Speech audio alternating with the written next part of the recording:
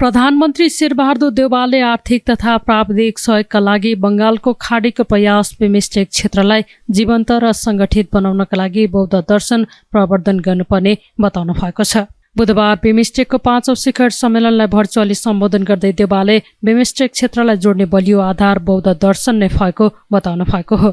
त्यस्तै प्रधानमन्त्री देउवाले गौतम बुद्धको जन्मस्थल लुम्बिनीलाई जोड्ने बुद्धिस्ट सर्किटलाई छिट्टै सञ्चालनमा ल्याइनु पर्नेमा जोड दिनुभयो। बुद्धको जन्मस्थल लुम्बिनी बुद्धत्व प्राप्त गरेको बोधगया धर्मको प्रचार सुरु भएको सारनाथ र बुद्धले महापरिनिर्वाण प्राप्त गरेको कुशीनगरलाई जोड्ने गरी बुद्ध सर्किट योजना अघि सारिए पनि सञ्चालन भने आएको छैन। त्यस्तै सम्बोधनमा प्रधानमन्त्री देउवाले जलवायु परिवर्तनका सम्बन्धमा पनि कडा कदम चाल्नुपर्नेमा जोड दिनुभयो। दिगो विकासका लक्ष्यहरू हासिल गर्नका लागि यसका कार्यक्रमहरू कार्यान्वयनमा पनि तीव्रता दिनुपर्नेमा प्रधानमन्त्री देउवाले जोड दिनुभयो। Like any other part of the world, our region has been fighting an epidemic battle against pandemic over the last 2 years. Hundreds of thousands of people have died. Many have displaced. Many have relapsed into the poverty and the structural vulnerabilities have deepened. Even if the pandemic curve seems to be flattening gradually, the fight for this is far from over. The economic and development consequences are sure to play out for quite some time. Vaccine inequity have become yet another impediment to the resilience recovery. The pandemic has added further strain to the economic of the BIMSTEC countries, which are already facing the endemic of poverty, unemployment, low level of productivity and growth. In this context, our summit today carries a higher significance given the unusual times we are meeting in. It is true testament to the resilience of our regional spirit, a place of unity and solidarity, and a crucial step forward for our cooperation and collaboration. It is a commitment to the shared goal of peace, progress, and prosperity as enshrined in 1997 Bangkok Declaration. In fact, theme of today's summit, BIMSTEC towards resilient regions, prosperous economy, healthy people, resonate very well with spirit of declaration and challenges we are facing now. True, our organization has made some important achievement over the last 25 years, be it in terms of clarity of mandate, legal frameworks, formal institutional arrangement, or sector-specific cooperation. The fourth summit held in Kathmandu was a significant makers of the renewed urgency, recommitting to build robust BIMSTEC, particularly through institutional reform. It mandated the negotiation of the charter, recommended the rationalization and restructuring of the sectors, subsectors, and called for strengthening secretariat. We are pleased that we are going to sign a charter, adopt the important instrument of mutual legal assistance and establishment of BIMSTEC technology transfer facility, and endorse rationalization of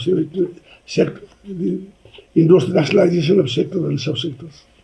उक्त कार्यक्रम अति कम विकसित मुलुकबाट माथि उक्लिएको नेपाल जस्ता देशका लागि निकै महत्त्वपूर्ण रहेको उहाँले बताउनुभयो। प्रधानमन्त्री देउवाले खोप र स्वास्थ्य प्रणाली र सामाजिक सुरक्षामा लगानी बढाउनु पर्नेमा जोड दिनुभयो।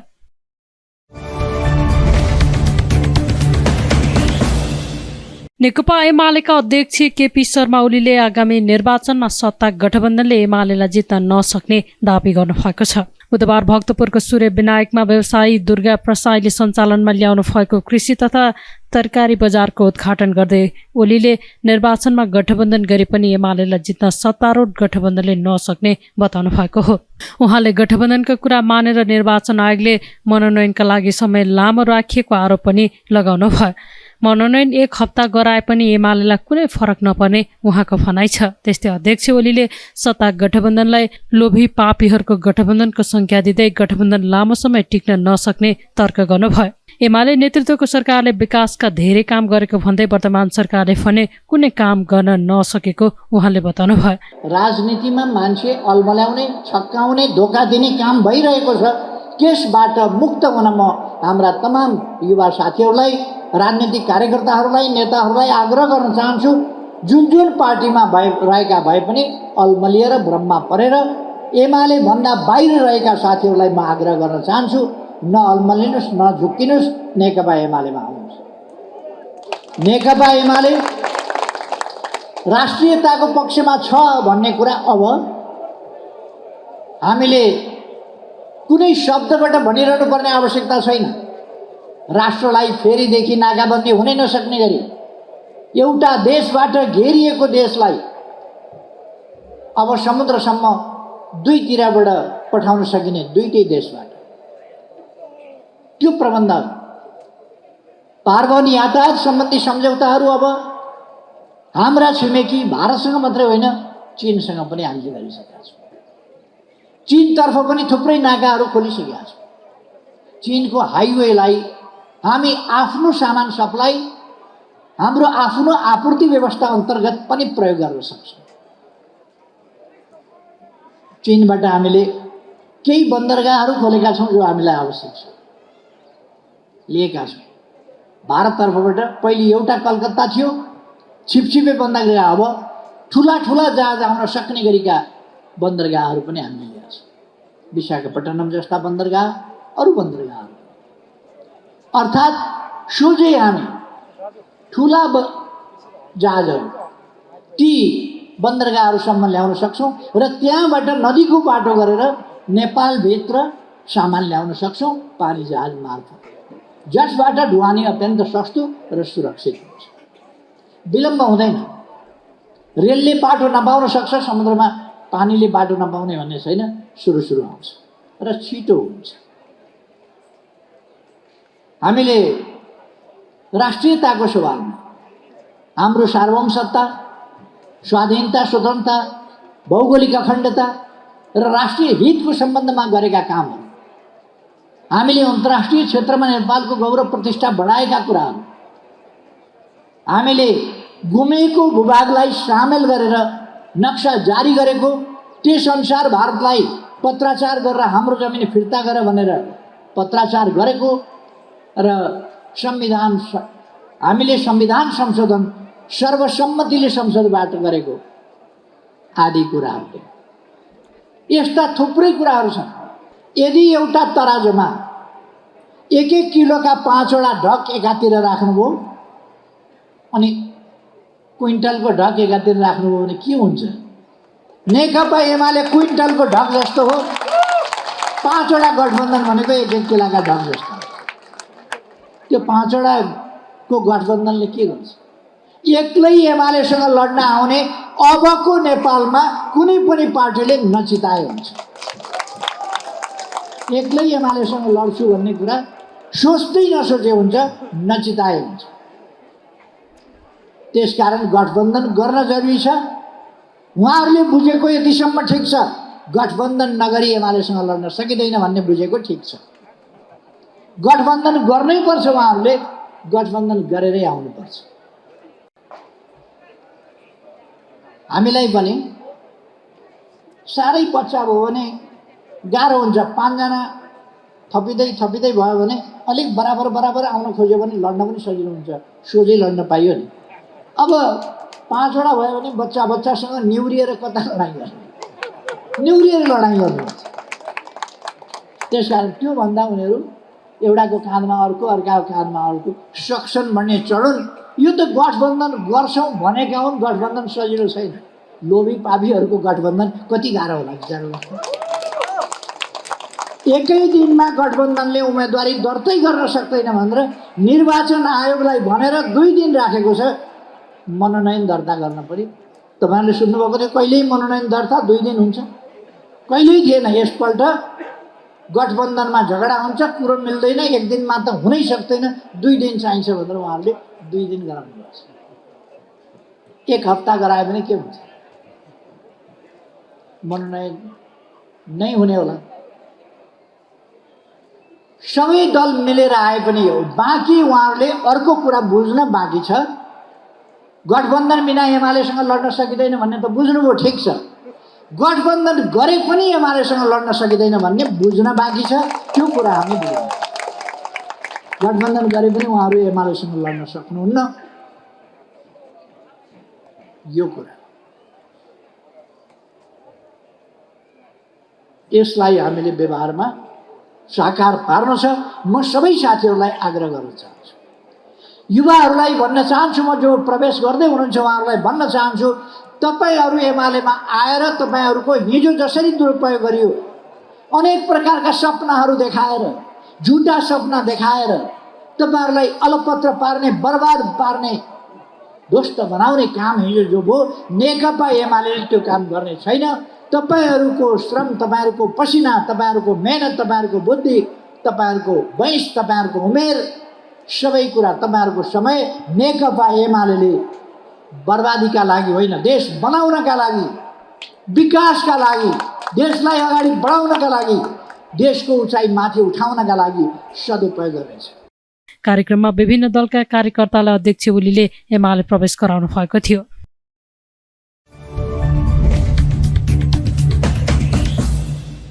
सर्वोच्च अदालतको न्यायाधीशमा नियुक्त तेलप्रसाद श्रेष्ठले पद तथा गोपनीयताको शपथ लिनुभएको छ। बुधबार सर्वोच्चमा कानून मन्त्री दिलेन्द्र प्रसाद बडुको उपस्थितिमा कामु प्रधान न्यायाधीश दीपक कुमार कार्कीले श्रेष्ठलाई शपथ खुवाउनु भएको हो। कार्यक्रममा सर्वोच्चका अन्य न्यायाधीश लगायतको उपस्थिति रहेको थियो। प्रतिज्ञा गर्छु, ईश्वरको नाममा शपथ लिन्छु कि ईश्वरको नाममा शपथ लिन्छु कि नेपाली जनता प्रचलित संविधान तथा अन्य कानुनप्रति पूर्ण निष्ठावान रही आफूले ग्रहण गरेको सर्वोच्च अदालतको न्यायाधीश पदको जिम्मेवारी न्यायपालिकाको स्वच्छता र मर्यादा विपरीत नहुने गरी कसैको डर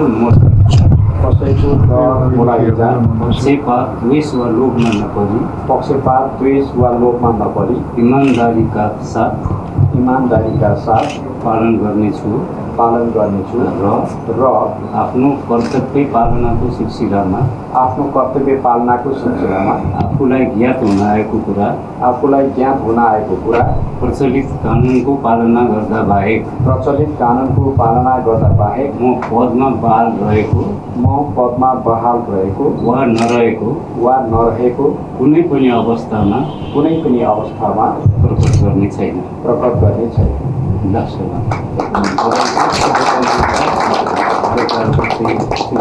यसअघि मंगलबार संसदीय समितिबाट नाम अनुमोदन भए लगत्तै श्रेष्ठलाई राष्ट्रपति विद्यादेवी भण्डारीले न्यायाधीशमा नियुक्त गर्नुभएको थियो। विराटनगर उच्च अदालतका न्यायाधीश रहेका श्रेष्ठ फागुन 6 मा सर्वोच्चको न्यायाधीशका लागि सिफारिस हुनुभएको थियो।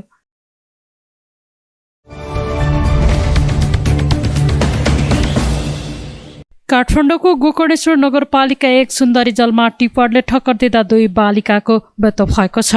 बुधबार बुवा रोहन तामाङसँग मोटरसाइकलमा विद्यालय जाँदै गरेका 8 वर्षीय सृष्टि तामाङ र 4 वर्षीय श्रेया तामाङको टिप्परको ठक्करबाट मृत्यु भएको प्रहरीले जनाएको छ। 4 6965 नम्बरको बालुवा बोकेको टिप्परले 51 8733 नम्बरको मोटरसाइकललाई ठक्कर दिएको हो। दुर्घटनामा गम्भीर घाइते भएका रोहनलाई उपचारका लागि अस्पताल लगिएको छ। चालकको लापरवाहीका कारण दुर्घटना भएको र बालिकाको मृत्यु भएको भन्दै स्थानीयले प्रदर्शन गरेका छन्। स्थानीय बासिन्दाले दोषीलाई कारबाही गर्नुपर्ने माग गरेका छन्। बाइक आएर छिरेर नि ड्राइभरले हेरेर होइन फोर्लेर उ गरेको भए बच्चा दुइटै बच्थ्यो, फेरि ब्याक गरेर मार्यो। दुइटैको टाउको कच्चकै बनाएर मार्यो, दुइटैले टायरमा परिरहेको छ। यो गाडी यताडि आइरहेको, यो गाडी नि उताबाट आएको, पछाडि अर्को गाडी नै आइरहेको, अर्को मोटरसाइकलमा बच्चा बोकेर आएको स्कुल पठाउनलाई। यिनीहरूकै गाडी चाहिँ यहाँ आइसके पछाडि गाडीलाई ब्याक गर्नको लागि भने यसले ब्रेक हान्यो, ब्रेक गरेँ भने पहिला ब्रेक मात्रै हानेको, बाइक छिर्यो अनि पछिबाट फेरि ब्याक गरेर। स्थानीयको प्रदर्शन बढ्दै गएपछि सो क्षेत्रमा ठूलो संख्यामा प्रहरी तैनात गरिएको थियो।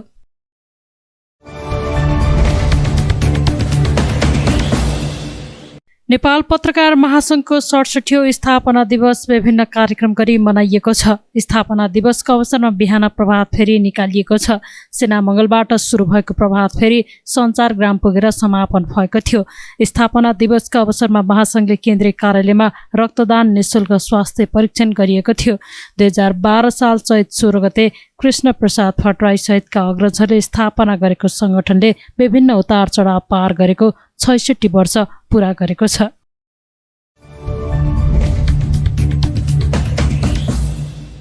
गैर-आवासीय नेपाली सङ्घ एनआरएनए-का नवनिर्वाचित प्रतिनिधिमण्डलले हालै सम्पन्न 10औं विश्व सम्मेलनमा उठेका विभिन्न सवालका बारेमा नेकपा एकीकृत समाजवादीलाई जानकारी गराएको छ। बुधबार एनआरएनए-को कार्यसमितिलाई बधाई दिन आयोजित कार्यक्रममा एनआरएनए-का अध्यक्ष कुल आचार्यको नेतृत्वको प्रतिनिधिमण्डलले सम्मेलनमा उठेका सवालमा सहकार्य र समन्वय गरिदिन आग्रह गरेको छ। उनीहरूले संसदमा विचाराधीन गैर-आवासीय नेपाली नागरिकता सम्बन्धी विधेयक पारित गर्न आग्रह गर्नुका साथै 100 कोठाको अत्याधुनिक सुविधा सम्पन्न वृद्धाश्रम निर्माणका लागि नेपाल सरकारसँग जग्गा उपलब्ध गराउन, गैर-आवासीय नेपालीले नेपालमा गर्न लागेको रु 10 अर्बको सामूहिक लगानी कोषको कानूनी बाधा अर्चन फुकाउनका लागि सहजीकरण गरिदिन आग्रह गरेका छन्। त्यस्तै वैदेशिक रोजगार सामाजिक सुरक्षा कार्यक्रम ल्याउन पहल गर्न र वैदेशिक रोजगारबाट प्राप्त विप्रेषण सट्टहीमा प्रति अमेरिकन $2 सङ्घको वैदेशिक रोजगार कल्याणकारी कोषमा जम्मा हुने गरी पहल गर्न सहजीकरणका लागि अनुरोध गरिएको छ। सो क्रममा एकीकृत समाजवादीका सम्मानित नेता झलनाथ खनालले प्रतिनिधिमण्डलले अगाडि सारेका सवाल उपयुक्त रहेकाले तिनको कार्यान्वयन गर्न आफू सकारात्मक रहेको बताउनुभयो। यो संगठनलाई एकताबद्ध बनाएर लानको लागि हामीसँग सही नीति हुनुपर्छ, सही विचार हुनुपर्छ, सही सिद्धान्त हुनुपर्छ, सही भिजन हुनुपर्छ। अब यो राष्ट्रलाई कसरी अग्रगति प्रगतितर्फ लाने र समृद्धितर्फ लाने, जस्तो हाम्रो पार्टीको 9 महाधिवेशनले एउटा नारा अगाडि सारेको सुखी नेपाली समृद्ध नेपाल। त्यति बेला मै अध्यक्ष थिएँ पार्टीको, हामीले यो नारा अगाडि सार्यौँ है। त्यो नारा को तात्पर्य जे हो त्यो तात्पर्यको आधारमा यो अगाडि बढ्न सकेको भए वास्तवमा चाहिँ अहिले नेपाल चाहिँ एकदम अग्रगतितर्फ गइरहेको अवस्था हुन्थ्यो। तर अहिले एक खालको अन्यलको अवस्था छ। अब निर्वाचनबाट के हुन्छ भन्ने खालको अवस्था छ। अब यहाँ गठबन्धन बन्ने खालको स्थिति छ। हामी 5 दलीय गठबन्धनमा छौँ। अब अर्को पनि गठबन्धन, अब 4 दलीय गठबन्धन बन्छ कि होइन, त्यो खालको एउटा अवस्था छ। र दुईटा गठबन्धनको बिचमा चाहिँ नेपाली जनमत चाहिँ विभाजित हुने स्थिति छ। र विश्वको परिस्थिति पनि अहिले त्यति सहज छैन, अन्यलपूर्ण परिस्थिति छ र चाहिँ तनावपूर्ण परिस्थिति छ। युद्ध चलिरहेको छ। त्यो युद्धका प्रभावहरू विश्वव्यापी रूपमा फैलिरहेको एउटा अवस्था छ। त्यो कारणले अन्तर्राष्ट्रिय परिस्थिति पनि बडो अन्यलपूर्ण हुने, अब राष्ट्रिय परिस्थिति पनि त्यति पनि अनुकूल होइन। तर कमसेकम पनि हामीले संविधानमाथि, गणतन्त्रमाथि, संसदमाथि जुन खालका खतरा पैदा भए त्यो खतरालाई अहिले हामीले रोकेका छौँ। यो खतराबाट रोकिएको छ। मुलुक अपेक्षाकृत रूपले स्थिरतातर्फ अगाडि बढेको छ। कार्यक्रममा एनआरएनए-को महाधिवेशनबाट निर्वाचित अध्यक्ष रविना थापा र डाक्टर बद्री केसी लगायत अन्य पदाधिकारी पनि सहभागी रहेका थिए। भेटका क्रममा नवनिर्वाचित कार्यसमितिलाई सम्मान, बधाई तथा शुभकामना दिइएको थियो।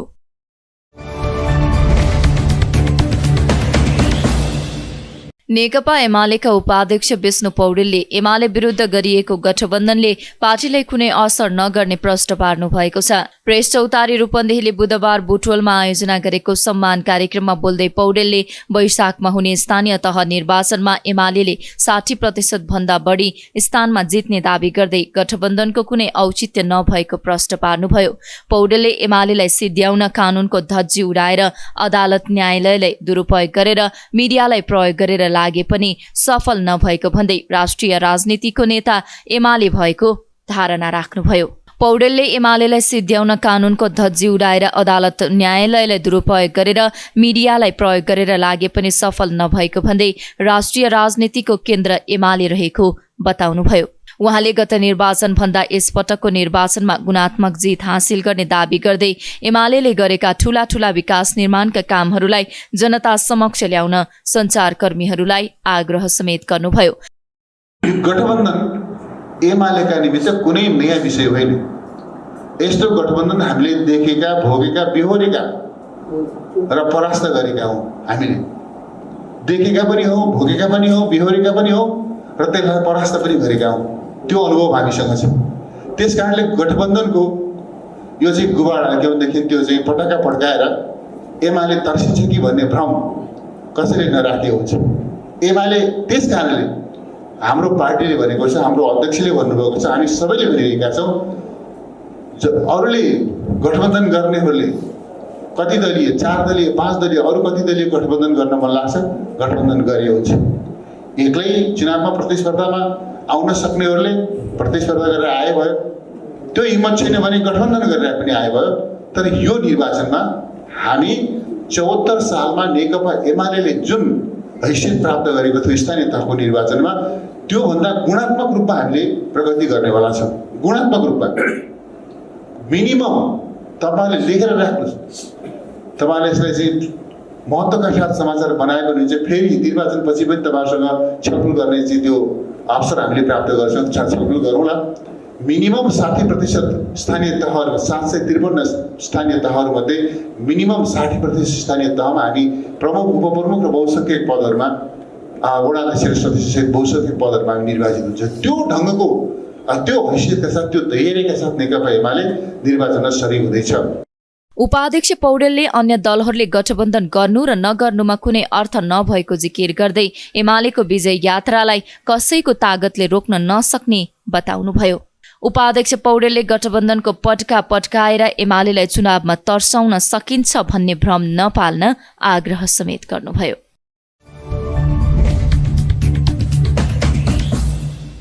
विनाशकारी भूकम्पबाट क्षतिग्रस्त भएको काभ्रेको नमोबुद्ध 5 कानपुर स्थित ऐतिहासिक प्राचीन कालिका मन्दिरको पुनर्निर्माण सम्पन्न भएको छ। बुधबार राष्ट्रपति विद्यादेवी भण्डारीले राष्ट्रिय पुनर्निर्माण प्राधिकरण, पुरातत्व विभाग र नगरपालिकाको 75 लाखको लगानीमा पुनर्निर्माण गरिएको मन्दिरको उद्घाटन गर्नुभयो। विक्रम सम्वत 1838 सालमा स्थापना भएको मन्दिर स्थानीय मैनाली समूहको कुल देवताको मन्दिर समेत हो।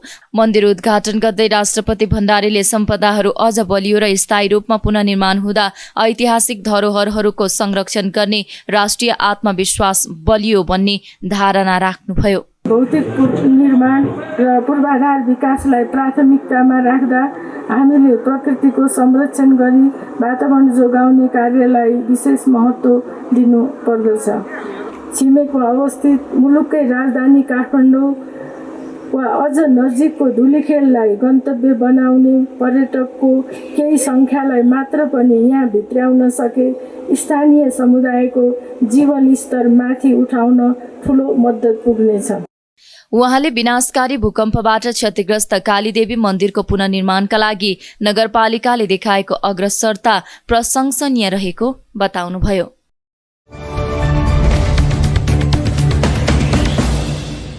सञ्चार तथा सूचना प्रविधि मन्त्री ज्ञानेन्द्र बहादुर कार्कीले प्रेस तथा पत्रकारको सुरक्षाप्रति सरकार प्रतिबद्ध रहेको बताउनु भएको छ। नेपाल पत्रकार महासङ्घको 67औं स्थापना दिवसका अवसरमा बुधबार काठमाडौँमा आयोजित कार्यक्रममा मन्त्री कार्कीले पत्रकारहरूको हक हितका लागि सरकारले विभिन्न नीतिगत र कानूनी व्यवस्था गरेर काम गरेको बताउनुभयो। उहाँले प्रेस स्वतन्त्रता र अभिव्यक्ति स्वतन्त्रताको सवालमा प्रोत्साहित गर्ने गरी सरकारले काम गरिरहेको धारणा समेत राख्नुभयो। उहाँले उहाँले लोकतन्त्रलाई बलियो र संस्थागत गर्न सञ्चार जगतले खेलेको भूमिकाको प्रशंसा समेत गर्नुभयो। ज्येष्ठ पत्रकारहरूको जीवनयापनमा सहयोग पुगोस् भन्ने उद्देश्यले रु 5,32,00,000 पत्रकार वृत्ति कोष स्थापना गरेको छ। यसबाट प्राप्त हुने ब्याज आम्दानीबाट 65 वर्ष माथिका पत्रकारहरूलाई वृत्ति कोष मापदण्ड तयार गरी स्वीकृत गर्ने चरणमा रहेको छ।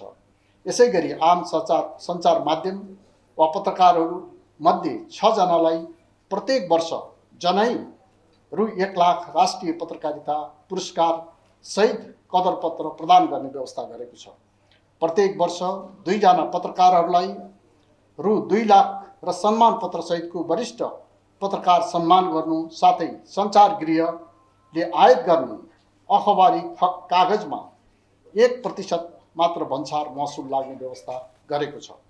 प्रत्येक वर्ष छानिएका दुर्गम स्थानहरूमा घुम्ती शिविर सञ्चालन गरी पत्रकारहरूलाई पत्रकार परिचय पत्र जारी गरी नवीकरण गर्ने काम गर्दै आएकोमा यसै वर्षदेखि परिचय पत्र जारी गर्ने नवीकरण गर्ने कार्यलाई अनलाइन माध्यमबाट गर्न थालिएको छ। यसबाट पत्रकारहरूलाई परिचय पत्र लिन नवीकरण गर्न विभागमा धाइरहनुपर्ने अवस्थाको अन्त भएको छ। आगामी आर्थिक वर्षदेखि पत्रकार आम सञ्चारसँग सम्बन्धित सम्पूर्ण सेवाहरू सूचना प्रविधिको माध्यमबाट गर्ने गरी प्रणाली विकास गर्ने कार्य भइरहेको जानकारी समेत गराउन चाहन्छु। कार्यक्रममा महासङ्घका अध्यक्ष विपुल पोखरेलले आम सञ्चार नीतिको कार्यान्वयनका लागि आवश्यक ऐन कानुन बनाउनु पर्नेमा जोड दिनुभयो। कतिपय विधेयकहरू ड्राफ्टकै क्रममा संसदमा पुगेको अवस्थामा हामीले थाहा पाउने र त्यो आपत्तिजनक अवस्था भएपछि चाहिँ हामीले त्यसलाई चाहिँ करेक्सनका लागि दबाब दिनुपर्ने अवस्था भयो। सुरुमै संवाद गर्ने एउटा अभ्यासको थालनी भएको भए त्यो अवस्थाबाट हामी पार लगाइसकेको अवस्था हुन्थ्यो र हामीले आपत्ति जनाइसकेपछि त्यसलाई करेक्सन गर्ने तदारुकता पनि राज्यले नदेखाउँदा अर्को चिन्ताको विषय छ। बरु त्यसलाई लिङ्गरिङ गरिदिने, त्यो छलफलमा नल्याएर त्यतिकै पेन्डिङ राखिदिने अभ्यास देखियो, तर त्यसलाई करेक्सन गर्ने तत्परता सरकारले देखाएको छैन। म माननीय मन्त्रीज्यू मार्फत यो तत्परता पनि देखाइयोस्, किनभने हामीले आम सञ्चार नीति बनाएका छौँ र त्यो नीति अनुसारको नेपाली पत्रकारिता क्षेत्रलाई बनाउनका लागि, त्यो नीतिलाई कार्यान्वयन गर्नका लागि आवश्यक ऐन कानुनहरू चाहिन्छ र ऐन कानुनको अभावमा हामीले नीतिलाई फलो गर्न सक्दैनौँ। त्यसले गर्दा त्यसको लागि पनि म सरकारको ध्यान आकर्षण गराउन चाहन्छु र पत्रकार महासङ्घले यो सन्दर्भमा निरन्तरदेखि ध्यान आकर्षण गराइराखेको जानकारी पनि गराउन चाहन्छु। त्यसै गरी श्रमजीवी पत्रकारहरूको हक अधिकार सुरक्षित गर्ने सन्दर्भमा प्रचलित कानुनको पालना गरेर चाहिँ हक अधिकार सुरक्षित गर्ने सन्दर्भमा पनि राज्यको तदारुकता जरुरी छ। न्यूनतम पारिश्रमिक निर्धारण समितिले तोकेको स्केल पनि साथीहरूले नपाइराखेको अवस्था छ, श्रमजीवीहरूले नपाइराखेको अवस्था छ। त्यसको सुरक्षितताका लागि पनि राज्यको अभिभावकीय भूमिका जरुरी पर्दछ र त्यो तलब मापनमा पनि चाहिँ एउटा रिभ्यू गर्न जरुरी छ। न्यूनतम पारिश्रमिक निर्धारण समितिले एउटा रिपोर्ट पनि बुझाएको छ बडा तलब वृद्धिका लागि सिफारिस गरेर। हामीले त्यो पनि कम भयो भनेर पत्रकार महासङ्घले बोलेको अवस्था छ। त्यसमा पनि सरकारले तत्काल चाहिँ काम गरोस् भन्ने म आग्रह गर्न चाहन्छु। त्यस्तै अन्य सहभागीहरूले कोरोना प्रभावित पत्रकारहरूका लागि आवश्यक कार्यक्रम ल्याउन सरकारको ध्यान आकर्षण गराएका थिए।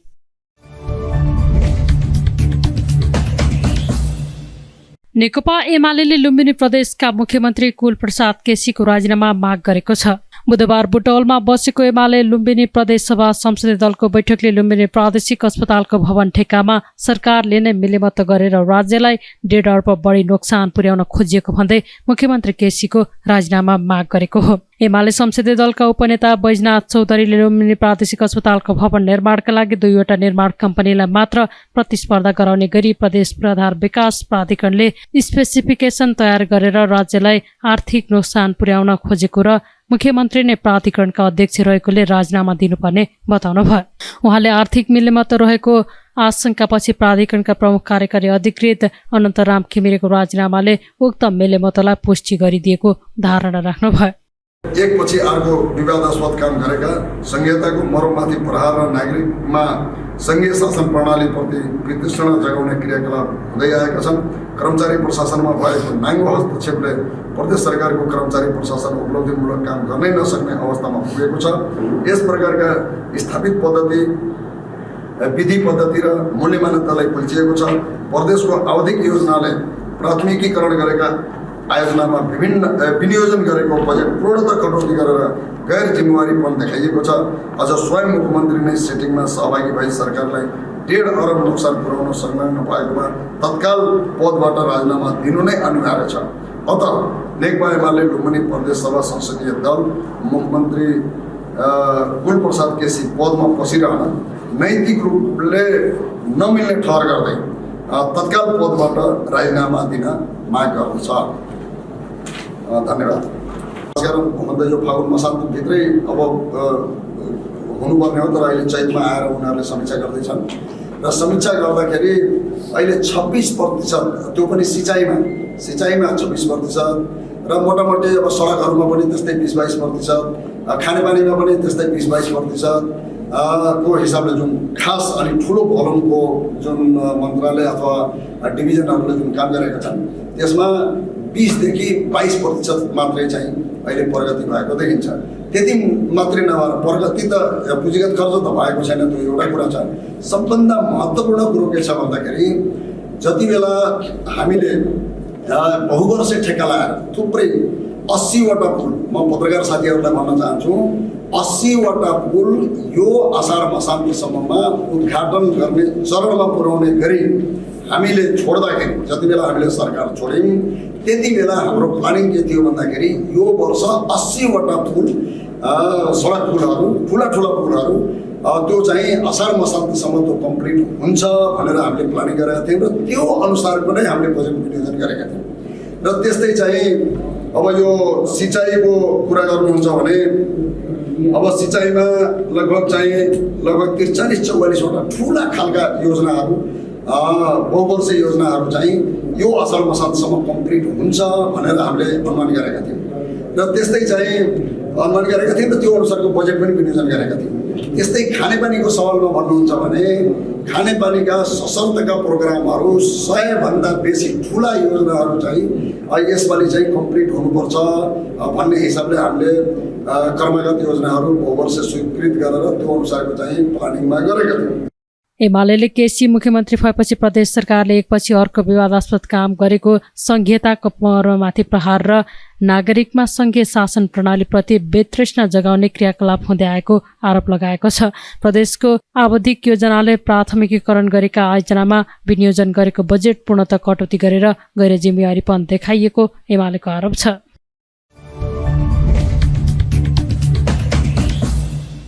नेपालमा थप 26 जनामा कोरोना भाइरसको संक्रमण पुष्टि भएको छ।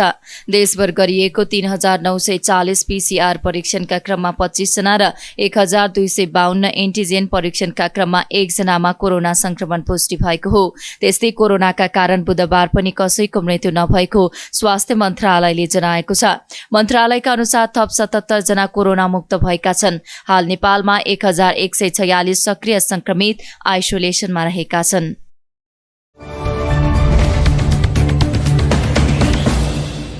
वैज्ञानिक समाजवादी कम्युनिस्ट पार्टी नेपालका संयोजक विश्वभक्त दुलाल आहुतिले आफ्नो दल चुनावमा जाने कि नजाने भन्ने विषयमा राष्ट्रिय भेलाले निर्णय लिने बताउनु भएको छ। बुधबार काठमाडौँमा पत्रकार सम्मेलन गर्दै चुनावमा जनतामा जाने कुरा सकारात्मक नै भए पनि यस विषयमा राष्ट्रिय भेलाले निर्णय गर्ने बताउनु भएको हो। उहाँले पार्टी एकीकरणबारे कुनै पार्टीसँग आधिकारिक छलफल नभएको बताउनुभयो। चुनावमा मात्रै जानेलाई राजनीति नभनिने भन्दै उहाँले चुनाव बाहिर बस्ने पनि राजनीतिको विभिन्न आयाम मध्ये पर्ने धारणा राख्नुभयो। यो एकीकरण भन्छ, एकीकरणको बारेमा चाहिँ आधिकारिक रूपमा कहिले पनि छलफल भएको छैन।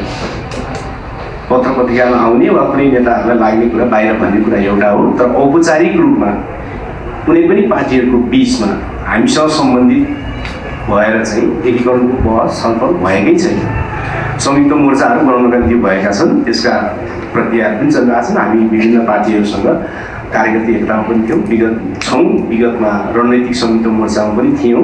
त्यो क्रम त चलिरहेको छ, तर पार्टी एकीकरणको बहस चाहिँ अहिले नेपालको कम्युनिस्ट आन्दोलनमा नै छैन। वास्तवमा क्रान्तिकारी धारामै छैन। यो चाहिँ हल्लाहरूको मात्रै कुरा हो। तेस्रो, स्थानीय चुनावको बारेमा तपाईँले के गर्नुहुन्छ भन्ने कुरा हामीले राष्ट्रिय भेला नै भोलिदेखि सुरु हुने भएको हुनाले त्यसबारेमा हामीले अन्तिम निर्णय गरिसकेका छैनौँ। राष्ट्रिय भेलाले नै त्यसबारेमा निर्णय लिनेछ र तपाईँले जहाँसम्म भन्नुभयो यो जनतासँग जान किन अप्ठ्यारो मानेको भन्ने कुरा छ। राजनीति जनता बिना टिक्दैन, कसरी अप्ठ्यारो मान्नु र चुनाव मात्रै राजनीति हो भन्ने दृष्टिकोण ठिक होइन। राजनीतिका बहुत धेरै आयामहरू हुन्छन्, त्यसमध्येको एउटा आयाम चुनाव हो होइन। त्यस कारणले हामी अहिले नै पनि त जनताको बिचबाट त समर्थन बनिरहेको छ, त्यसमा जनतामा जान अप्ठ्यारो मान्ने भन्ने कुरा चाहिँ होइन। पत्रकार सम्मेलनमा केन्द्रीय सदस्य मदन अर्यालले प्रज्ञा भवन कमलादीमा चैत्र 17 गते बिहिबार दिउँसो 12 बजे राष्ट्रिय भेलाको उद्घाटन हुने र चैत्र 17 गते साँझदेखि 19 गतेसम्म भक्तपुरको बोडेमा बन्द सत्र कार्यक्रम हुने जानकारी दिनुभयो।